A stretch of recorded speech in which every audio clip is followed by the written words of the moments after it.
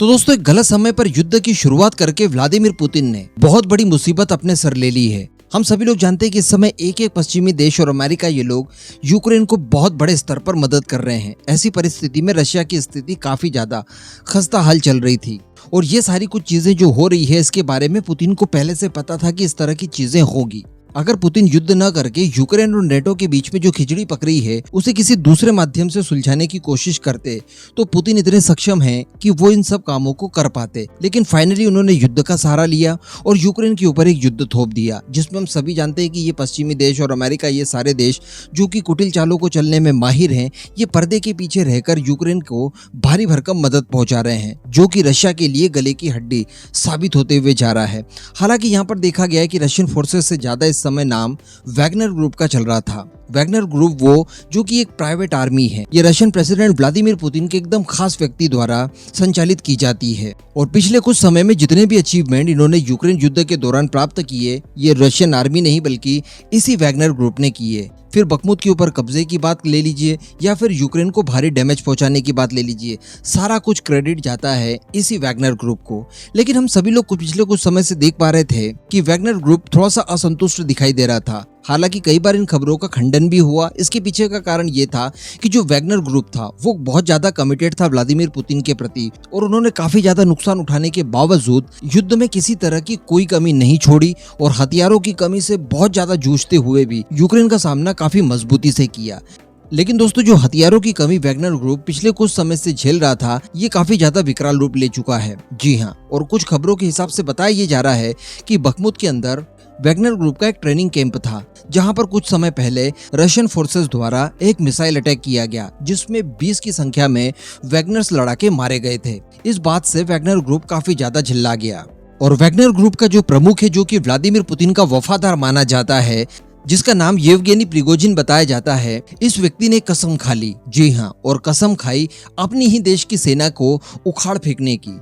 यानी जो Wagner group के ट्रेनिंग कैंप के ऊपर मिसाइल अटैक हुआ था, इसके लिए ये लोग दोषी मान रहे हैं रशियन फोर्सेस को कि रशियन फोर्सेस ने ही ये मिसाइल अटैक किया है, जिसमें हमारे 120 लड़ाके मारे गए हैं। तो अब इसका बदला लिया जाएगा रशियन फोर्सेस से और उन्हें पूरी तरह से रशिया से उखाड़कर फेंका जाएगा। और दोस्तों इस कसम को खाने के बाद वैगनर ग्रुप द्वारा रिटर्न अटैक कर दिया जाता है रशिया के ऊपर ही। जी हाँ, जो वैगनर ग्रुप अभी तक रशिया के लिए यूक्रेन के साथ युद्ध कर रहा था और एक के बाद एक उपलब्धि हासिल करते जा रहा था, अब उसी वैगनर ग्रुप ने उल्टा अटैक कर दिया है रशिया के ऊपर। और बताया जाता है कि रशिया का एक बहुत बड़ा भूभाग, जिसमें एक प्रमुख शहर भी उनका निकलकर सामने आ रहा है, उसे अपने कब्जे में ले लिया है। इसी के साथ साथ कुछ ही समय पहले ये खबर भी निकल कर आई कि वैगनर ग्रुप के अटैक में एक रशियन लड़ाकू हेलीकॉप्टर को भी मार गिराया गया है। ये लड़ाकू हेलीकॉप्टर बताया जा रहा है कि वैगनर ग्रुप के ऊपर अटैक कर रहा था। चूंकि इन लोगों ने विद्रोह कर दिया, तो इनके विद्रोह के खिलाफ ये लड़ाकू हेलीकॉप्टर अटैक वगैरह कर रहा था। तो इसी दौरान इस हेलीकॉप्टर को वैगनर ग्रुप द्वारा मार कर गिराया जा चुका है। इसके बाद स्थितियां और ज्यादा गंभीर हुई और बताया जा रहा है कि मॉस्को के अंदर और क्रेमलिन के आसपास इस समय बख्तरबंद गाड़ियां तैनात कर दी गई है। शहरों के अंदर इस समय टैंक्स घूम रहे हैं, जिसमें राजधानी मॉस्को शामिल है। इसके अलावा रशियन फोर्सेस ने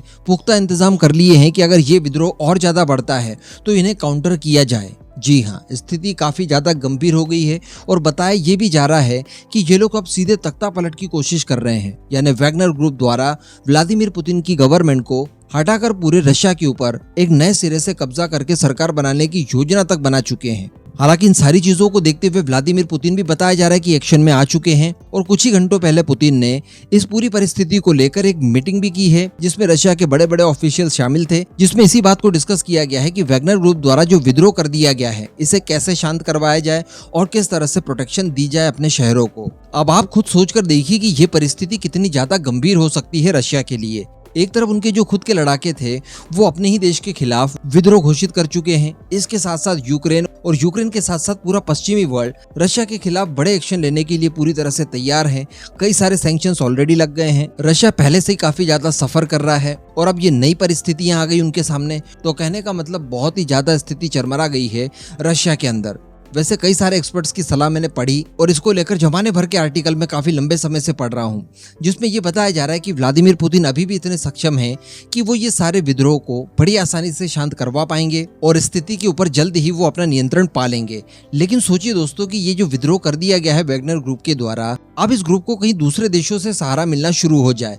मान लीजिए कि अमेरिका या फिर वेस्टर्न कंट्रीज इस वैगनर ग्रुप के साथ संपर्क साध के इन्हें अपने पाले में लेने की कोशिश करे और इन्हें मदद भिजवाने की कोशिश करे, तो सोचिए स्थितियां कैसी हो सकती है। अल्टीमेटली ये परेशानी काफी ज्यादा बड़ी हो सकती है, जिसके बाद ये युद्ध न्यूक्लियर अटैक की तरफ भी बढ़ सकता है। तो आई होप कि इस तरह की कोई भी परिस्थितियां रशिया के साथ न घटित हो। जो भी खराब परिस्थितियां उत्पन्न हुई है उनसे जल्द व्लादिमीर पुतिन निपट पाए और पूरे रीजन में पीस एस्टैब्लिश हो, यही प्रार्थना कर सकते हैं हम लोग। बाकी इस पूरे मुद्दे पर आपका जो भी मानना हो नीचे कमेंट करके जरूर बताइएगा।